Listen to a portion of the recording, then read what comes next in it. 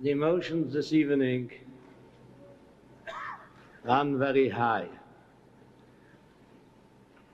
And I want to start with a Neila Me'en HaPsicha, to finish with the words that we heard in the Psicha.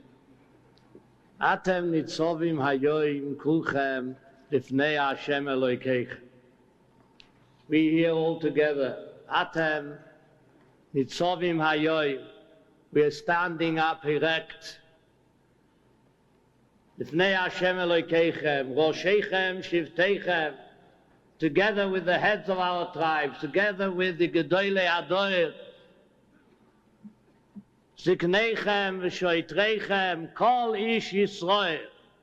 There's no better description of the assembly this evening. The Balaturim says that the expression nitzovim for an assembly we only find by Matan Torah, by Isyatzvu Tachtis Ohor. It seems that this expression describes a resolute assembly. It's not an assembly of celebration. It's an assembly of people ready to commit themselves, gathered together to reconfirm their commitment to Matan Torah. When Moshe Rabbeinu gathered Klal Yisroel and he said to them, Atem nitzovim hayoim lifnei Hashem Elokeichem, then he was saying to them, you are standing ready to be counted, waiting for your orders, committing yourself to Maimad Har Sinai, to everything that Klal Yisroel accepted on Maimad Har Sinai. This massive gathering that we are zoiche, that each one of us feels a special schus to be part of, might possibly be as close as we've ever managed to get a resemblance of Maimad Har Sinai. And I think that it's correct that although we must not forget we have come together to celebrate an achievement of a Siyum HaShas, an accomplishment, as we've heard, of making our connection with eternity through Shas, a thanksgiving to the Ribono Shel Olam for giving us the possibility, the ability, the time, the opportunity, the Rebbeim, and as we have heard, a supporting family to allow us to immerse ourselves into the Yama Talmud. But besides that, we've come together to commit ourselves, fully aware of our unique place in history. We stand here resolute to make a fresh commitment, commitment to Limud HaTorah in its undiluted original form. This Maimad, this gathering, is a demonstration giving witness to the tenacity of Klal Yisroel, not to be coerced to betray the holy tradition as presented in Shas, not to look at different interpretations of Torah as having any value whatsoever, only the Torah Shebaal Peh as handed down together with the Torah Shebiksa from Sinai. We stand here and give testimony that nothing else is emes.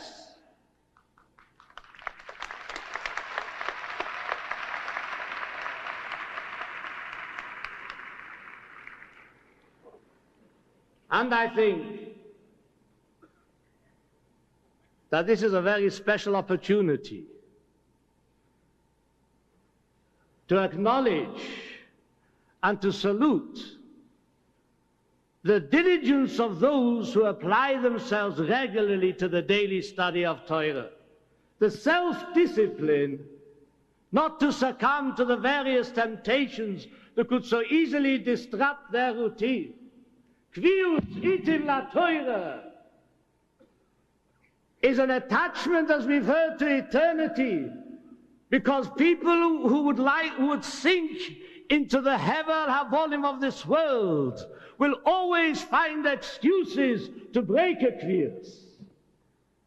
And we feel it's a schus to see before us such a large gathering, to know that there are so many of Klal Yisroel prepared to make the sacrifice. L'man Hashem v'toirosrei. The Gemara says in Chagiga, on the Pasuk in Yirmiyah, U'd'moya sidma v'seirei deini dimo, ki nishbor eider Hashem. The Navi describes the Rebbeinu Shalom's sadness in Golus. And he says, the Rebbeinu Shalom cries tearfully, and my eye sheds a tear. Ki nishbo eider Hashem, because the flock of Hashem Yisborach has gone into exile. And the Gemara says 3 times the tear is being mentioned here. The first one was on Mikdash Rishon, the second one was on Mikdash Sheni, and the third tear was because of Bittul Torah. So the Gemara asked, but it says in the Pasuk, Ki nishbo eider Hashem, because Klal Yisroel went into Golus. That was the tear that the Rebbeinu Shalom shed at that moment.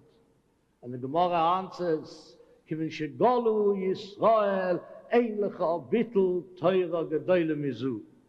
Golus, all the problems of Golus, the difficulties of Golus, have brought upon Klal Yisroel bittul Torah. We're not speaking here about the Aveira of bittul Torah. We're talking about bittul Torah in the context of bittul Chometz. It's not there. The world must be filled with Torah.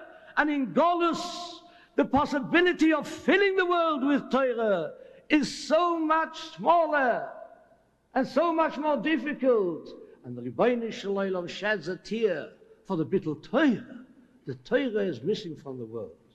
A perfect world, ki molo ha'oretz deus Hashem, k'mayim la'yom mechasim. A perfect world, the world of the time of Mashiach, is when the world is full with Torah, when everyone is learning Torah, Klal Yisroel involved in Torah, Klal Yisroel breathing Torah, Klal Yisroel steiging in Torah. And as long as that isn't there, the Rebbeinu Shalom sheds a tear. And as our Golus gets longer, it would seem to us that the Rebbeinu Shalom's tear gets larger. Till we came here this evening. We are saying to Hashem Yisborach this evening, Mini koilech mi bechi veinayich min dimo. We are wiping away a tear of the Rebbeinu Shalom. We who give away time to learn. We who appreciate that the world must be filled with Torah. We who do our bit to fill that world with Torah. We are saying to the Rebbeinu Shalom, we are going to do our bit to wipe away the tears. There are many tears in Golus, and there's a prophecy of Mocha Hashem Dimo Me'al Kol Ponim. What better way is there to beg Hashem Yisborach to wipe away our tears than to say to Hashem Yisborach, we are prepared to wipe away your tears.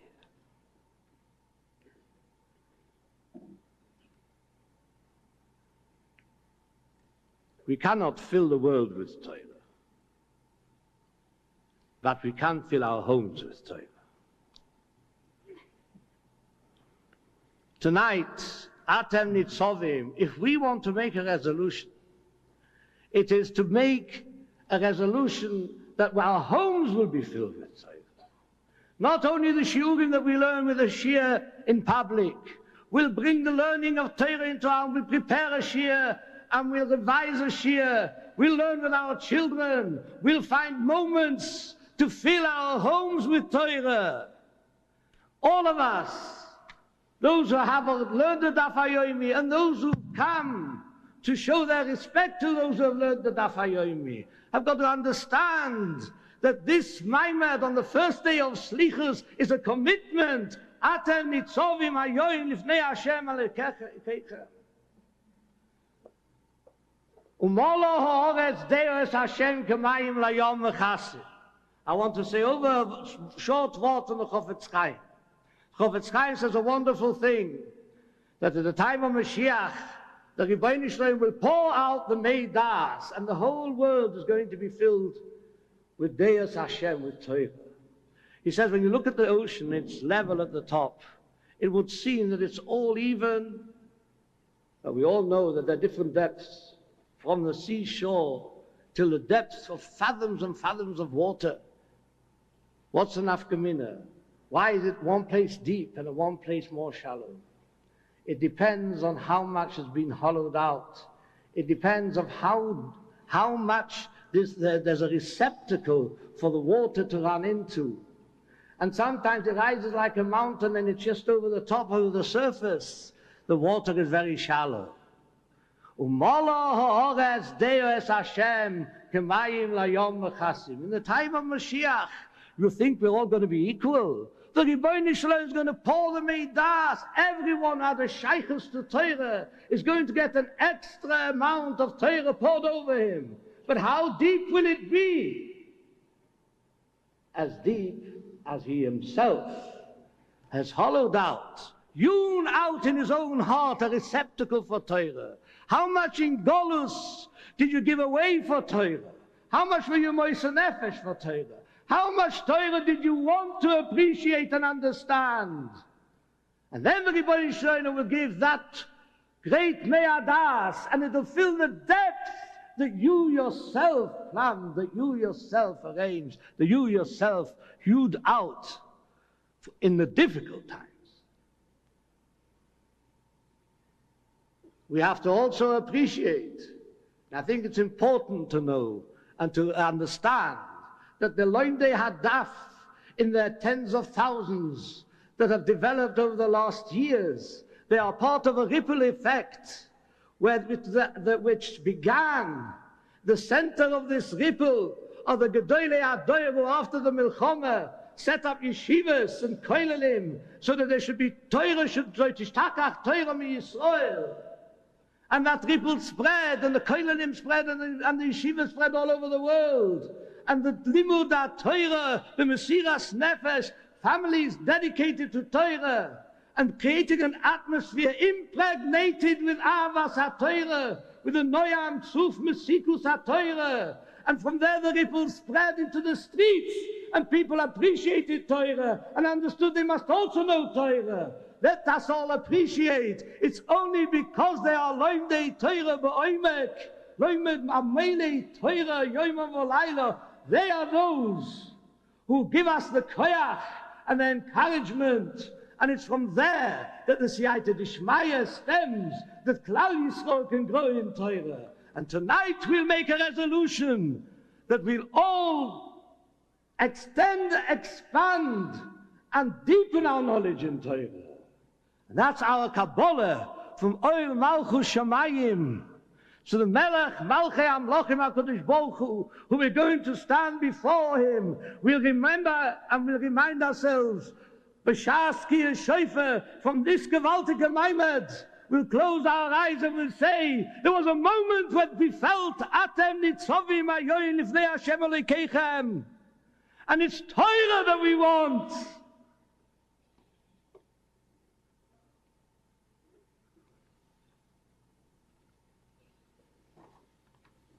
Every Siyum ends with a tefillah. Yirotzai milfonecho Hashem Elokeinu, Elokei Aviseinu, she'toiroscho umnoseinu. That our occupation should be Torah. And this particular gathering, a universal Siyum, must have a universal tefillah. And our tefillah to Hashem Yisborach in this moment, Ashkifo mimoin kodshecho min hashamayim, Uvorech esamcho Yisroel. And Rashi says, Ashkifa mimoin koshke min hashemayim, viboinoi sheloilam, osinu mashe gozalto aleinu, asei ato, eshloch, viboinoi sheloilam. We wiped away as much as we can of that tear of bittul Torah. Asei ato eshloch. Wipe away our tears. There's so many tears in Klal Yisroel. Enough! Wipe away our tears. If we wipe away and noch a bissel von der Gebeine Schleilem's Dimmer, the Gebeine Schleilem will take give us our Ksivel Chasim Teuve, benchas with a gewaltige Broche, and we'll all be Zeuche to Molo Oretz Deus Hashem, Gemayim La Yom HaShas.